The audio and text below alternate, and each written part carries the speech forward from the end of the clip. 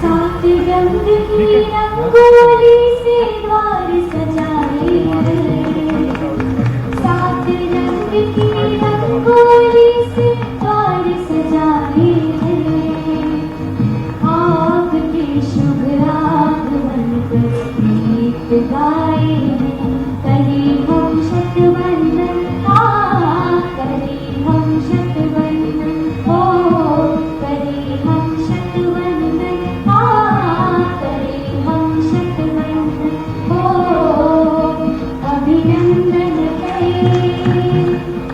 अभिनंदन है, शतवंदन है, आपका श्रीमान यहाँ अभिनंदन है, आपका श्रीमान यहाँ अभिनंदन है, आपका श्रीमान यहाँ अभिनंदन है। हमारे बीच मंचासीन मध्य प्रदेश सरकार स्कूली शिक्षा एवं परिवहन मंत्री माननीय श्री राव उदय प्रताप सिंह जी उपस्थित हैं। मैं आग्रह करूंगी मध्य प्रदेश शिक्षक संघ महिला प्रमुख श्रीमती ममता राठौर जी से कि वे कृपया मंच पर आएं और मंत्री जी का स्वागत करें।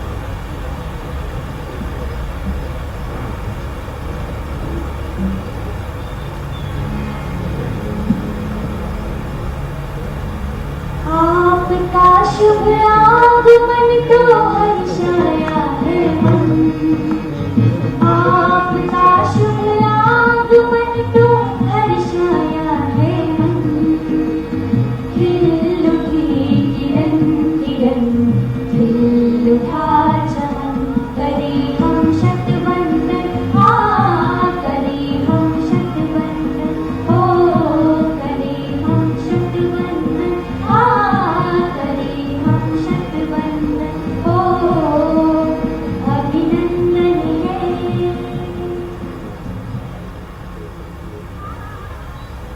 अखिल भारतीय राष्ट्रीय शैक्षिक महासंघ के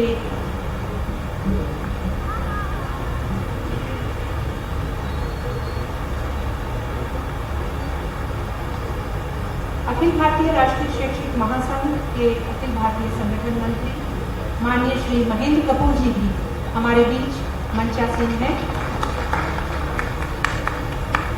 शैक्षिक महासंघ के पालक अधिकारी एवं अखिल भारतीय बौद्धिक शिक्षण प्रमुख राष्ट्रीय स्वयंसेवक संघ माननीय श्री सुनील भाई मेहता जी भी सभागार में हमारे बीच उपस्थित हैं। आपका स्वागत है। अखिल भारतीय राष्ट्रीय शैक्षिक महासंघ के सह संगठन मंत्री माननीय श्री गुंता लक्ष्मण जी हमारे बीच सभागार में उपस्थित हैं। आपका कार्यक्रम में स्वागत है। शैक्षिक महासंघ के वरिष्ठ उपाध्यक्ष माननीय श्री महेंद्र कुमार जी हमारे बीच सभागार में उपस्थित हैं। आपका कार्यक्रम में स्वागत है।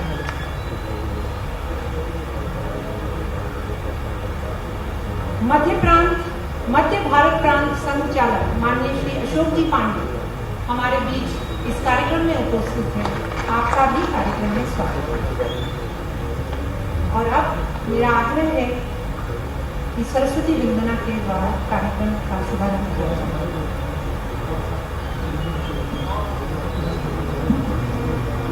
मातृ प्रणाम 1 2 3। या कुन्देन्दु तुषारहा रथबला, या कुन्देन्दु तुषारहा रथबला, या शुभ्रवस्त्रावृता, या वीणावरदण्डमण्डितकरा, या श्वेतपद्मासना, या ब्रह्माण्डनायका,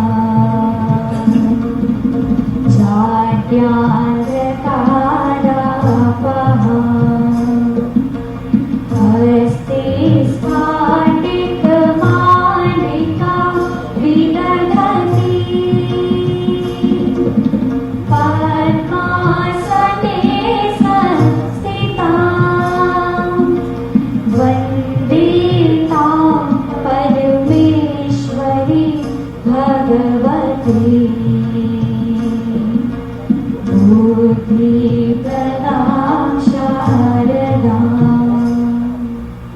मात्र प्रणाम 1 2 3।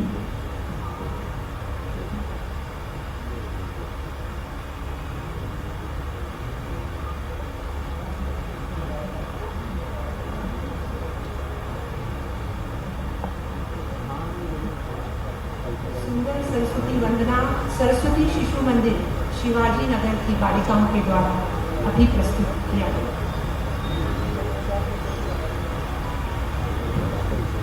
अखिल भारतीय राष्ट्रीय शैक्षिक महासंघ भारतीय संस्कृति और भारतीय अवधारणा के आधार पर 1988 से शिक्षकों के बीच में कार्य कर रहा है।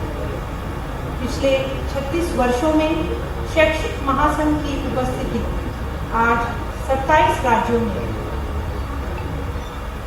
इस कार्यक्रम की अध्यक्षता कर रहे और अखिल भारतीय राष्ट्रीय शैक्षिक महासंघ के राष्ट्रीय अध्यक्ष माननीय प्रोफेसर नारायण लाल गुप्ता जी से मेरा आग्रह है कि वह प्रस्तावना कार्यक्रम प्रस्तुत करें।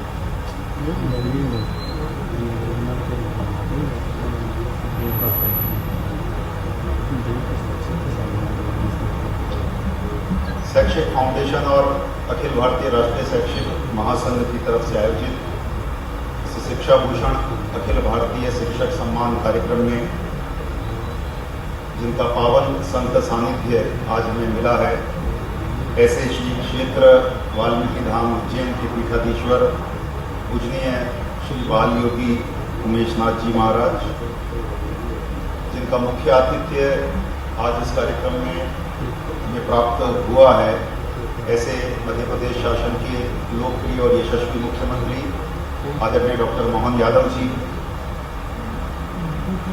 जिनसे हम सदैव प्रेरणा प्राप्त करते हैं, ऐसे कर्मयोगी और हम सबके मार्गदर्शक जिनका पाथेय हमें मिलेगा, ऐसे मंच पर विराजमान आदरणीय सुरेश सोनी जी, आदरणीय शिक्षा मंत्री मध्य प्रदेश स्कूल शिक्षा के मंत्री आदरणीय राव उदय प्रताप सिंह जी, आदरणीय संगठन मंत्री महेंद्र कपूर जी, हमारी महामंत्री आदरणीय गीता भट्ट जी, सम्मानित जिनके कारण ये आज कार्यक्रम हुआ है, ऐसे 3 सम्मानित होने वाले हमारे 3 कर्मयोगी शिक्षकगण आदरणीय के अग्रवाल जी, आदरणीय आर रामचंद्रन जी, आदरणीय कुसुमलता केडिया जी, मंच की अग्रिम पंक्तियों में विराजमान हमारे वरिष्ठ और ज्येष्ठ मार्गदर्शक कार्यकर्तागण और संगठन के आमंत्रण पर यहाँ पधारे शिक्षक बंधुओं बहनों, समाज बंधुओं बहनों और मीडियागण, प्रशासन के और पुलिस के सभी बंधु बहनों। अखिल भारतीय राष्ट्रीय शैक्षिक महासंघ, उसका परिचय मैं आपको संक्षेप में कर रहा हूँ कि एक अनूठी संकल्पना को लेकर चलने वाला संगठन है। आपने इसके नाम में देखा होगा कि ये शिक्षक महासंघ नहीं है, शैक्षिक महासंघ है। हमने शिक्षक से ऊपर पूरे शैक्षिक परिदृश्य की चिंता भारत की गुरु परंपरा के प्रकाश में भारत का शिक्षक करे, इस दृष्टि से बीज रूप में यात्रा अपनी 1988 में शुरू की। हम लोगों के लिए ये चिंतन क्यों उभरता है? क्योंकि जैसा गीता जी ने कहा कि सांस्कृतिक राष्ट्र भाव को आधार बनाकर देश के हित में, राष्ट्र के हित, समाज के हित में, शिक्षा के और विद्यार्थी के हित में शिक्षक काम करे। दुर्भाग्य से स्वतंत्रता के बाद जो शिक्षक संगठन बने वो पश्चिम की उन अवधारणाओं से प्रेरित थे जहां पर शिक्षक संगठन एक ट्रेड यूनियन से ज्यादा कुछ नहीं होते, प्रोफेशनल के ऑर्गेनाइजेशन से ज्यादा कुछ नहीं। लेकिन भारत, गुरु भारत की परंपरा से उगा हुआ शब्द है। यहाँ पर अध्यात्म को और लौकिक शिक्षा को अलग नहीं माना। इसलिए उस गुरु परंपरा का ध्वज यदि आज शिक्षक के हाथ में आया है तो ऐसा शिक्षक उस गुरु परंपरा के प्रकाश में अपनी भूमिका को पुनर्परिभाषित करे, इसके लिए हम मिलकर बैठे। एक गंगोत्री चली थी 1988 में, लेकिन भारत के डीएनए में वो चीज है आज भी भारत के शिक्षक में कि अच्छी बात उसके मन से निकलती है, लगती है, उसके साथ वो खड़ा होता है। चाहे जितने भटकाव के मार्ग हो, वहां पर वो खड़ा होता है। और इसलिए वो जो गंगोत्री 1988 में निकली थी, आज 35 साल बाद 13 लाख शिक्षकों की निरंतर बढ़ती हुई एक महागंगा बनी है।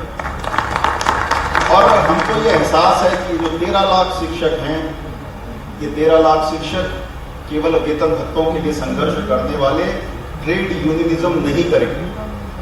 योगक्षेम की बात संगठन करेगा, लेकिन बड़ा लक्ष्य जो प्रेम हमको बांधे हुए है, जो ग्लू हमको बांधता है, वो भारत के एक संस्कृति एक राष्ट्र की संकल्पना है। और उसके परम वैभव के लिए निरंतर कार्यशील मुझे रहना है शिक्षा के माध्यम से। इसलिए इस त्रिसूत्री को हमने भारत में, इसलिए जब ये सोचा कि शैक्षिक महासंघ का उद्देश्य क्या होगा, तो एक बड़ा लक्ष्य लिया कि हमारे ध्यान में केवल शिक्षक नहीं होगा, शिक्षा भी होगी, समाज भी होगा, राष्ट्र भी होगा। और राष्ट्र को हम नेशन के रूप में ट्रांसलेट नहीं करेंगे, यदि हमको रोमन में भी लिखना होगा। राष्ट्र की हमारी जो संकल्पना है वो एक संस्कृति, इस सांस्कृतिक राष्ट्र भाव के साथ। इसलिए राष्ट्र के हित में शिक्षा यहां से प्रारंभ किया। वहां हमारी राष्ट्र की परिभाषा मेरे शिक्षक को स्पष्ट होती है। उसके हित में ऐसी शिक्षा बने, उसके लिए काम करेंगे। और इसलिए जो गुरुत्व केंद्र पश्चिम में चला गया, वो गुरुत्व केंद्र शिक्षा का पुनः भारत पर आए। सौभाग्य से राष्ट्रीय शिक्षा नीति, उसमें शैक्षिक महासंघ ने भी अपनी आहुति दी है। निरंतर जन भावनाओं की जो अभिव्यक्ति थी वो शैक्षिक महासंघ के माध्यम से भी हुई। और अंततः आज 185 साल बाद हमारे सामने राष्ट्रीय शिक्षा नीति का एक डॉक्यूमेंट प्रस्तुत हुआ है। शैक्षिक महासंघ वहां पर अपने आप को थोड़ा संतुष्ट महसूस करता है। ये शिक्षा, उस शिक्षा के हित में शिक्षक काम करेगा, अपने वेतन भत्तों के हित पर नहीं काम करेगा, लेकिन राष्ट्र को हित पहुंचाने वाली शिक्षा, उसके लिए हमारा शिक्षक लगेगा।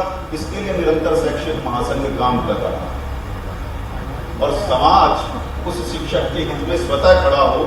इसलिए तीसरा जो हमारा त्रिसूत्री का बोध वाक्य है, वहां पर समाज क्योंकि गुरु का सम्मान करता था, धर्म दंड्यो असि, धर्म का दंड बड़ा होता था, उस धर्म की रक्षा करने वाला शिक्षक बने, उसके गुरुत्व की पुनर्स्थापना समाज में हो।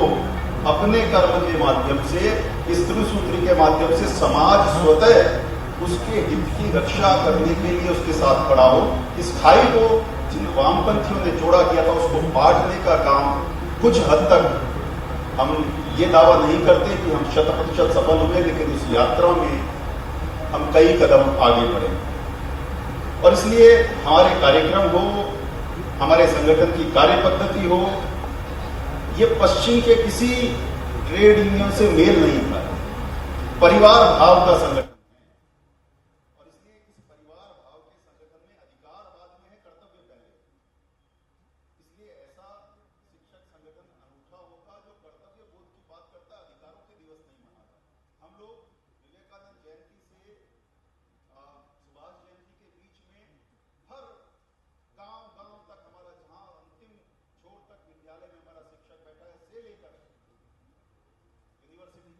आइए अब आपको ले चलते हैं रविन्द्र भवन भोपाल, जहां आयोजित है भूषण अखिल भारतीय सम्मान समारोह, जहां मुख्यमंत्री डॉक्टर मोहन यादव मौजूद हैं।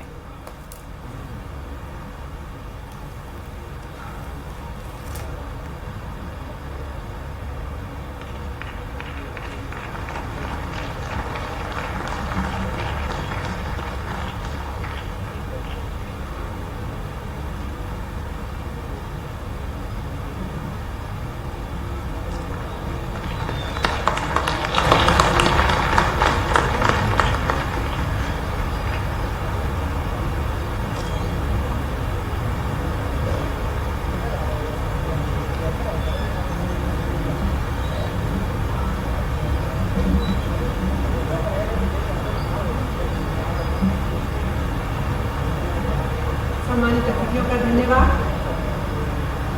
इसी क्रम में अब मैं आग्रह करूंगी माननीय डॉक्टर रामचंद्रन जी कि आप कृपया मंच के सम्मुख और अपना स्थान।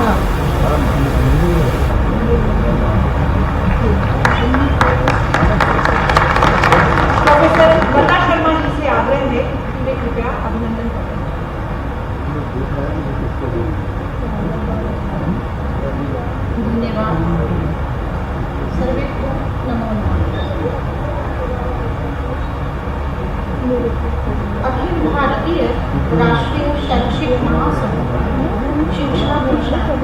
अखिल भारतीय शिक्षक सम्मान अभिनंदन पत्र परम सम्माननीय डॉक्टर रामचंद्रन आर।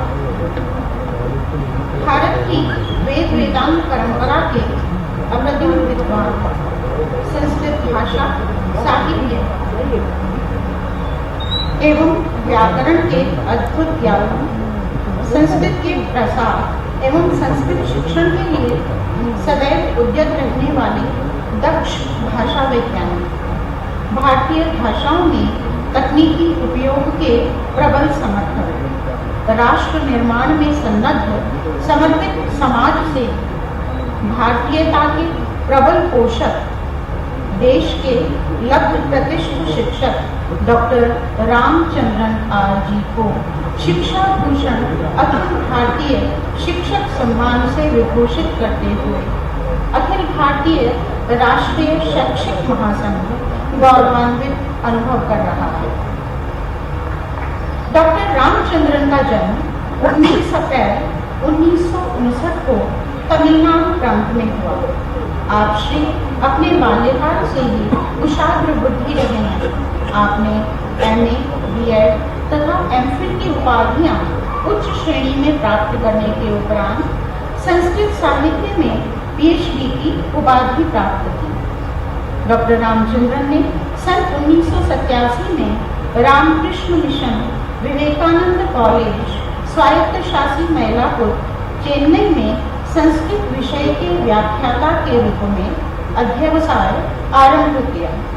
तब से आपने इसी संस्थान में परीक्षा नियंत्रक, एसोसिएट प्रोफेसर जैसे विभिन्न पदों पर कार्य करते हुए अनेक उल्लेखनीय उपलब्धियां प्राप्त की हैं। डॉक्टर रामचंद्रन राष्ट्रीय संस्कृत संस्थान नई दिल्ली द्वारा संचालित अनौपचारिक संस्कृत पाठ्यक्रम के तमिलनाडु राज्य समन्वयक भी रहे हैं। आपने राष्ट्र को समर्पित संगठन संस्कृत भारती में दीर्घकाल तक तमिलनाडु राज्य सचिव, तमिलनाडु उत्तर क्षेत्र के सम्मानार्थ उपाध्यक्ष एवं अध्यक्ष के रूप में पूर्ण समर्पित होकर अपने दायित्व का निर्वहन किया है। वर्तमान में आप संस्कृत भारती के दक्षिण क्षेत्र के शिक्षण प्रमुख के महत्वपूर्ण दायित्व का कार्य देख रहे हैं। डॉक्टर रामचंद्रन संस्कृत और तमिल भाषा के व्याख्या तो हैं, साथ ही सभी भारतीय भाषाओं के संवर्धन तथा संरक्षण के लिए भी सदैव तत्पर रहते हैं। आपने अपने अध्यापन काल में अनेक शोधार्थियों का शोध निर्देशन किया है, जिनमें विश्वविद्यालय द्वारा 12 शोधार्थियों को MPhil तथा 3 शोधार्थियों को PhD की उपाधि प्रदान की गई है। आपने सामान्य नागरिकों, संस्कृत शिक्षकों तथा महाविद्यालय एवं राष्ट्रीय प्रौद्योगिकी संस्थान के विद्यार्थियों के लिए संस्कृत भाषा शिक्षण के कैंप तथा कक्षाओं का स्वयं संचालन कर संस्कृत के प्रति अपना सम्मान एवं गहरी रुचि प्रदर्शित की है। उल्लेखनीय है कि डॉक्टर रामचंद्र जीवन जीने की कला तथा जीवन विज्ञान पर केंद्रित भगवत गीता विषयक कार्यक्रमों के माध्यम से भी संस्कृत भाषा संवर्धन के शिविर आयोजित करते रहे हैं। आपने गीता अमृतम 2022 के आयोजन में भी महती भूमिका निभाई। Doctor Ramachandran all India radio Tamil Nadu के प्रमुख भाषणकार भी रहे हैं। इसी के साथ आपने तमिलनाडु प्रकाशन से संस्कृत भारती की स्कूल शिक्षा में बाल मनोविज्ञान पर केंद्रित अनेक पुस्तकों का लेखन एवं प्रकाशन किया है और आपके अनेक शोध पत्रिकाओं में प्रकाशित हुए हैं। आपको धर्म केसरी सोलर KS सुब्रमण्यम अय्यर ट्रस्ट द्वारा संस्कृत रत्न सम्मान, सुंदरम फाइनेंस द्वारा स्पिरिट ऑफ मैलापुर सम्मान, तमिलनाडु हिंदी अकादमी द्वारा शिक्षक सिंधु जैसे श्रेष्ठ सम्मानों से विभूषित किया गया है। गहरे आत्मविश्वास से परिपूर्ण एवं समाज जीवन में विश्वसनीयता और प्रामाणिकता को जीवन के दो मूल मंत्र मानने वाले डॉक्टर रामचंद्रन अपने विषय के अग्रणी तथा प्रतिष्ठित शिक्षक रहे हैं। अखिल भारतीय राष्ट्रीय शैक्षिक महासंघ आपके द्वारा शिक्षा जगत में किए गए महनीय कार्यों तथा भारतीय भाषाओं के संवर्धन के लिए समर्पण भाव से किए गए प्रयासों की अभ्यर्थना करते हुए ईश्वर से आपके दीर्घायु एवं स्वस्थ आयुष्य की मंगल कामना करता है। आश्विन शुक्ल तृतीया, विक्रम संवत 2081।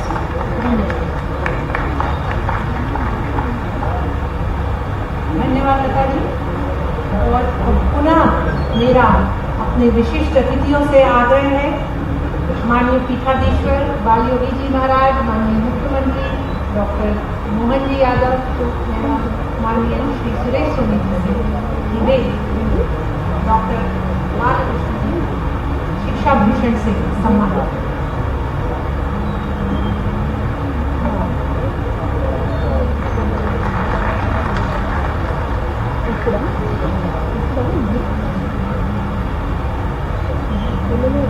सम्मान कितना दिया जाता है।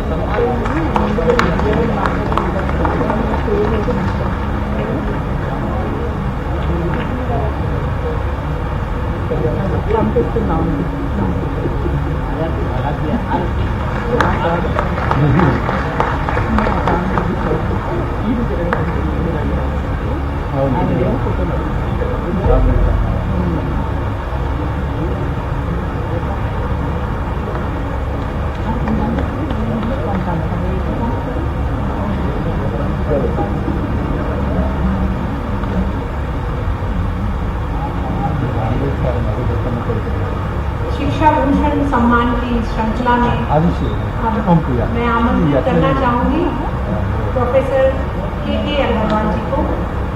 माननीय प्रोफेसर के अग्रवाल जी से आग्रह है कि आप कृपया मंच पर सामने आए।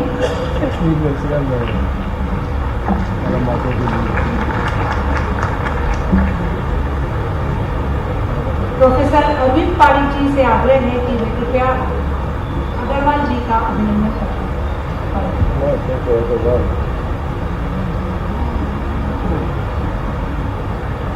सम्मानित मंच को नमन करते हुए प्रोफेसर के अग्रवाल साहब के अभिनंदन पत्र का वाचन करता हूं। अखिल भारतीय राष्ट्रीय शैक्षिक महासंघ शिक्षा भूषण अखिल भारतीय शिक्षक सम्मान विक्रम संवत 2081 अभिनंदन पत्र।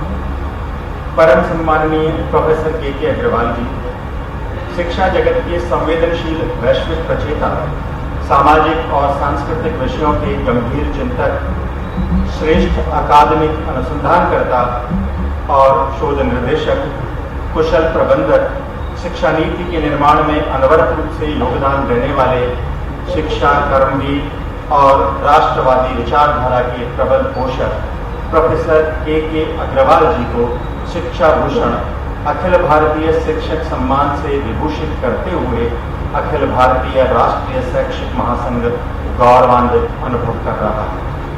प्रोफेसर के अग्रवाल भारतीय ज्ञान मीमांसा के अध्येता हैं।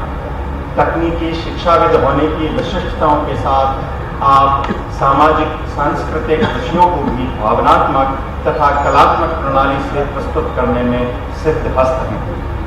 आप एक ऐसे शिक्षा मनीषी हैं जिन्होंने सार्क देशों द्वारा स्थापित साउथ एशियन विश्वविद्यालय के कुशल प्रबंधन से हम सभी का गौरव बढ़ाया।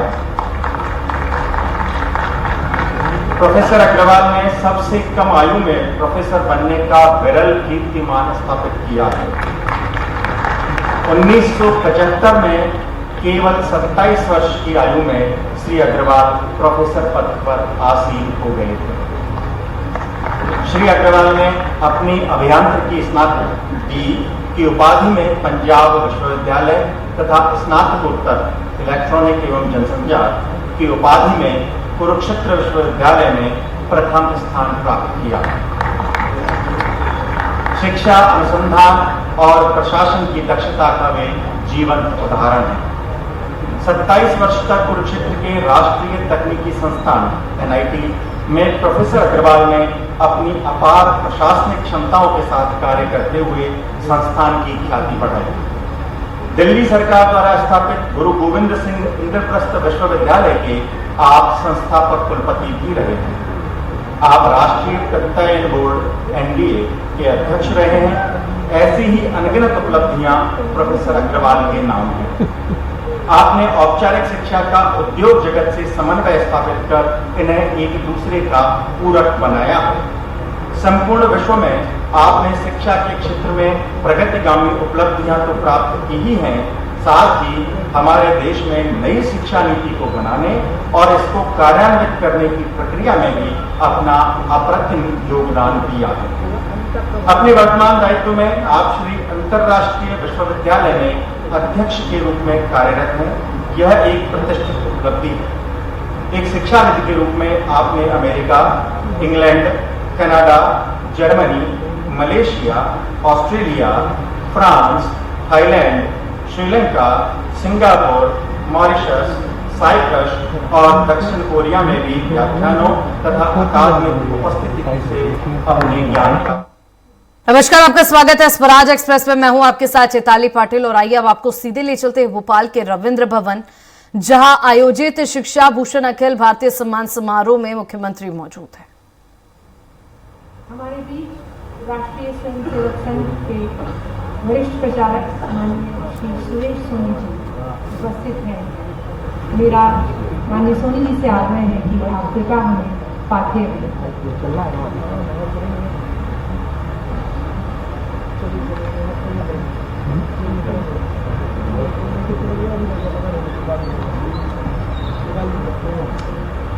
भारत की आध्यात्मिक परंपरा के प्रतीक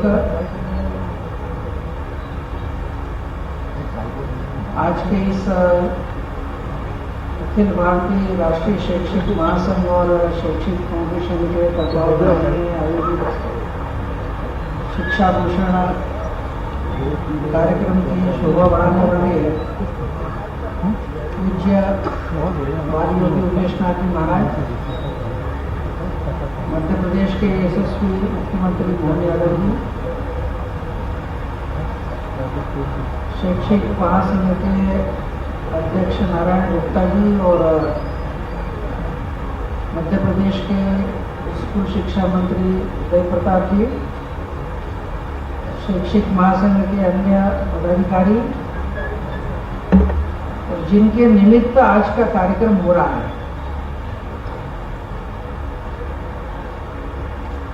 और जिनको हृदय से हम सब ने उनके कार्यों के प्रति अपनी सम्मान और श्रद्धा व्यक्त की है, ऐसे आदरणीय प्रोफेसर अग्रवाल जी, प्रोफेसर सुमलता केडिया जी, रामचंद्रन जी और सभागार में उपस्थित शैक्षिक महासंघ के सभी कार्यकर्ता और उपस्थित बहनों तथा भाइयों, सभी से कहा है संक्षेप में कहना है तो मैं भी संक्षेप में करता हूँ। और मेरे पूर्व जो अनेक विषय हैं, अनेक विसंगतियां हैं, अनेक अच्छी उज्ज्वल किरणें भी हैं, ऐसी सभी बातें हमारे आज के सम्मानित लोगों के मनोगत में और शैक्षिक महासंघ के अध्यक्ष मुख्यमंत्री जी और पूज्य उमेशनाथ जी के उद्बोधनों में बातें आ गई हैं। तो बाकी चर्चा न करते हुए जिस प्रसंग से आज का ये कार्यक्रम है, शिक्षा भूषण और शिक्षा, उसी को लेकर के एक दो चार बातें विचार के लिए रखूंगा।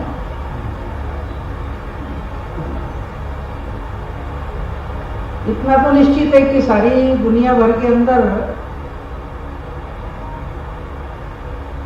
सभी मानते हैं कि सभी देश विकास चाहते हैं, और विकास चाहते हैं तो कहते हैं कि उस यात्रा पे बढ़ना है तो शिक्षित होना चाहिए। शिक्षित होना चाहिए तो शिक्षा की एक पद्धति भी दुनिया में चल रही है।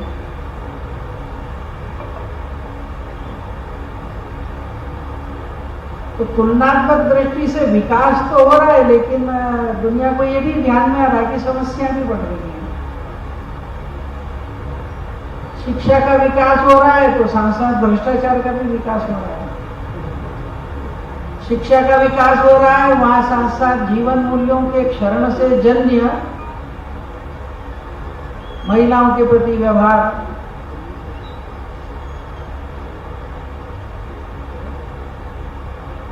मानवीय संवेदनाओं का करें तो अच्छे, जिनको परम विकसित देश माने जाते हैं, अमेरिका जैसे, तो वहां स्कूल के अंदर बच्चे ही एक दूसरे को गोली मार रहे हैं।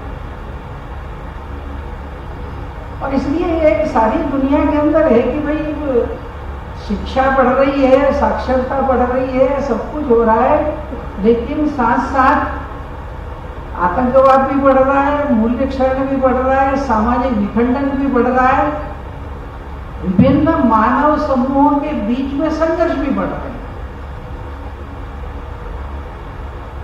तो कहीं ना कहीं कुछ मौलिक गड़बड़ है, उसको कहीं ना कहीं जब तक हम उसको ध्यान में रखकर कुछ नहीं करेंगे, और इसीलिए एक समग्र इस शिक्षा के चिंतन के संदर्भ के अंदर एक मंथन चल रहा है। और जो एक पहली विसंगति ध्यान में आ रही कि जो बाहर का परिवेश है हमारा, उसका तो बहुत विकास हो रहा है, लेकिन मानव पिछड़ता जा रहा है। तो वास्तविक विकास तो तभी हो सकता है जब हमारे आसपास के परिवेश का विकास हो और साथ साथ मानव का भी विकास हो, मानव के जीवन मूल्यों का विकास हो। और इस नाते से इसके बीच की जो विसंगति है, इसको पाटने की जरूरत है। और ये अगर करना है तो सबसे पहले शिक्षा है क्या, इसके संदर्भ में एक स्पष्टता बनना चाहिए। शिक्षा यानी क्या टेक्नोलॉजी है क्या, शिक्षा यानी क्या नए नए प्रकार के इन्वेंशन मात्र है क्या, शिक्षा यानी क्या मनुष्य अधिक से अधिक अर्थोपार्जन करने में सक्षम हो जाए, यही है क्या? कि शिक्षा कुछ इससे अलग है। बहुत सी परिभाषा की, मैं उसमें नहीं जाता, लेकिन 1928 में गुजरात विद्यापीठ के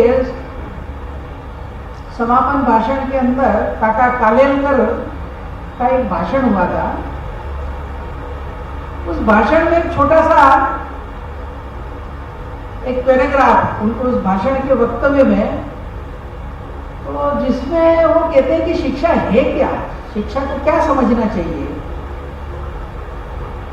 तो वो उन्होंने उस रूप में कहा था कि शिक्षा स्वयं अपने बारे में बता रही है कि मैं क्या हूं और मैं क्या नहीं हूं। तो काका कालेलकर ने कहा कि शिक्षा कहती है कि मैं सत्ता की दासी नहीं हूं, कानून की किंकरी नहीं हूं, विज्ञान की सखी नहीं हूं, कला की प्रतिहारी नहीं हूं, अर्थशास्त्र की बांदी नहीं हूं। तो मैं तो धर्म का पुनरागमन हूं। मैं मानव के हृदय, मन और इंद्रियों की स्वामिनी हूं। मानस शास्त्र और समाज शास्त्र मेरे दो चरण हैं, कला और कारीगरी मेरे दो हाथ हैं, तर्क और निरीक्षण मेरी दो आंखें हैं, विज्ञान मेरा मस्तिष्क है, इतिहास मेरे कान हैं, धर्म मेरा हृदय है, उत्साह और उद्योग मेरे फेफड़े हैं, ऐसी मैं जगत जननी जगदम्बा हूं। मेरा उपासक कभी किसी का मोहताज नहीं रहेगा। मेरी कृपा से उसकी सभी मनोकामनाएं पूर्ण होंगी। मैं समझता हूं कि शिक्षित होने के बाद क्या क्या होना चाहिए। ये जो एक आजकल समग्र शिक्षा आदि बात चल रही है, मुझे लगता है कि ये जो काका कालेलकर ने एक चित्र रखा है सामने, शिक्षा का चिंतन करते समय इस पर एक विचार करने की आवश्यकता है। और इस नाते से एक दीर्घ चिंतन के बाद नई शिक्षा नीति आई है, और नई शिक्षा नीति के अंदर जो सभी मुख्य बातें देखी, शिक्षा भारत केंद्रित होना चाहिए, और भारत केंद्रित होना है तो मानव का विकास समग्रता में होना चाहिए। इसलिए पहली बार आधिकारिक रूप से भारत सरकार के डॉक्यूमेंट के अंदर हमारी जो उपनिषद प्रणाली के अंदर कहा गया था कि मनुष्य का विकास होना है तो समग्र विकास होना, और इसलिए अन्नमय कोश, प्राणमय कोश, मनोमय कोश, विज्ञानमय कोश, आनंदमय कोश, इन सब का अधिकृत रूप से आज उल्लेख आया। और इनको केंद्रित करते हुए आने वाले समय के अंदर नीचे से लेकर ऊपर तक की शिक्षा के पाठ्यक्रम, पुस्तकें और हमारी गतिविधियां, यह एक दिशा बनी है। लेकिन इसका क्रियान्वयन अगर करना है तो जो मुख्य एक बात अभी पिछले वक्ताओं के संदर्भ में आई कि चाहे जितना इंफ्रास्ट्रक्चर कर लें, चाहे जितनी नीतियां बना लें, लेकिन उसका क्रियान्वयन तो मनुष्य ही मनुष्य को बदलता है। आजकल एक बड़ा फैशन चला है कि smart classes, equipments, sophisticated equipments, और सोच रहे कि आदमी बन जाए। सीधे ले चलते आपको रविंद्र भवन, जहां पर भोपाल में आयोजित शिक्षा भूषण अखिल भारतीय सम्मान समारोह में सीएम बनाते बोलते किया, और आपने चर्चा में कुछ कठिनाई भी बताई। ऐसे में इस पर प्रश्न मेरे मन में आ रहा था कि हमारा ये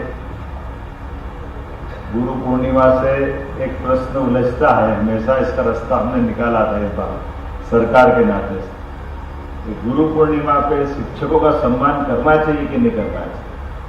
गुरु और शिक्षक में जो अंतर है, ये बड़ा चुनौतीपूर्ण मुद्दा है, जिसको उठा करके मैंने गलती कर दी है। लेकिन मैं महाराज में वो उसका उत्तर ढूंढ रहा था। महाराज ने कहा मैं मौन रखता हूँ नवरात्रि में। मैं महाराज जी का इसलिए रहस्य उद्घाटन कर रहा हूँ कि महाराज जी को हमने माननीय राज्यसभा का सदस्य बनवाया, और सदस्य बन के महाराज जी इस हमारे उच्च सदन को सम्मानित करने वाले गौरवशाली सदस्य के रूप में जाने लगे। महाराज जी ने अपनी कठिनाई बताई कि मैं तो अपने धाम में बैठ करके अपनी पीठाधीश्वरी के माध्यम से एक अलग धारा में रहता था। अब ये मेरे को संकट है कहीं खाने का, पीने का, आने का, जाने का, बोलने का। हमने कहा महाराज आपने घर छोड़ा तो छोड़ा काहे के लिए? समाज सुधार के लिए, संसार में अच्छा करने के लिए। इसी मार्ग में चलो यही ठीक है। मुझे लगता है कि नवरात्रि में आज आपका ये जो हमारे बीच में अपने बीच दो शब्द बोलना है, ये उसी मार्ग पे चलने का और आपके माध्यम से हमको आशीर्वाद पाने का, ये सच्चे अर्थों में हम अपने इस शैक्षिक महासंघ के माध्यम से जो आप स्थापित करो। जब इस देश में प्रश्न खड़े हुए, कुछ प्रश्नों की तरफ हम देखेंगे तो ध्यान में आएगा। जैसे रामायण की बात है, कभी कल्पना करें कि गुरु वशिष्ठ अगर दशरथ जी के घर नहीं जाते और राम लक्ष्मण को उठा करके जंगल में नहीं ले जाते, तो क्या हम कल्पना कर सकते थे कि ये रामायण का ऐसा रूप होता? हो सकता दशरथ जी अपने बाद राजगद्दी दे देते, लेकिन अगल बगल में अब ये भी एक बड़ा चुनौतीपूर्ण मामला है। पता नहीं उसका क्या अर्थ होता कि भगवान राम को, लक्ष्मण को ही वशिष्ठ जी ने क्यों मांगा? दशरथ तो बहुत समर्थ राजा था, सेना भी बड़ी भारी थी। तो ऐसे में वो सेना ले जाने के लिए जब बात उनका मेरी सेना ले जाओ, नहीं बोले, महाराज ने मना कर दिया, वशिष्ठ जी ने बोले नहीं चाहिए। हमने कहा हाँ विश्वामित्र जी, सॉरी माफ करना। तो विश्वामित्र ने कहा ये ले जाओ सेना, तो बोले नहीं ले जाना। बोले फिर अच्छा, बोले बाद में बोलिए बगल में आपके यहाँ। अब कभी कभी मैं मुख्यमंत्री होने के नाते से उसका अर्थ निकालता हूँ कि जब हमारी कोई व्यवस्था में कमी रहती तो कोई ऐसा मार्गदर्शन करने वाला भी आता है कि जो सत्ता के तंत्र में कोई घुन लग जाता है तो उनने कहा नहीं, इनसे नहीं, एक तरह से वो कांच दिखाने के बराबर ही कि दो बालक अपने पुरुषार्थ पराक्रम से उनने वो इतने बड़े अत्याचारी राक्षसों का अंत कर दिया। जो समझ सेना तो पहले भी थी, क्या ऐसा नहीं हुआ अगर सेना को मालूम नहीं पड़ा कि वहां क्या हो रहा पास में? ऐसे कई घटनाक्रम होंगे, लेकिन जब विश्वामित्र जी ले गए तो ले जाने के बाद देखा कि न केवल उनका अत्याचार का अंत हुआ, बल्कि आगे जाकर के धनुर्यज्ञ भी हो रहा था और सीता माता को भी लेकर के आया। तो अगर केवल वो इतिहास को गायब कर दो तो भगवान राम का जीवन खाली पड़ जाता। ऐसे में मान के चलता हूं, भगवान कृष्ण के बारे में बात करें तो भगवान कृष्ण के बारे में कंस को मारने के बाद शिक्षा की महत्ता क्या है, लेकिन इस पे बात तो बहुत होती सांदीपनी आश्रम में, लेकिन सांदीपनी जी के जीवन के पक्ष को बात करने में थोड़ा अभी इतिहास पे ध्यान देने की जरूरत है। जैसे सांदीपनी जी का मूल आश्रम तो बनारस में था, लेकिन कंस ने जैसे सत्ता के सूत्र संभाले तो सत्ता के सूत्र संभालने के बाद जैसा होता है कि आतताई या कोई गलत राजा बन जाता तो वो इन सारी बातों को पहले नष्ट करता, तो उनने सारे बनारस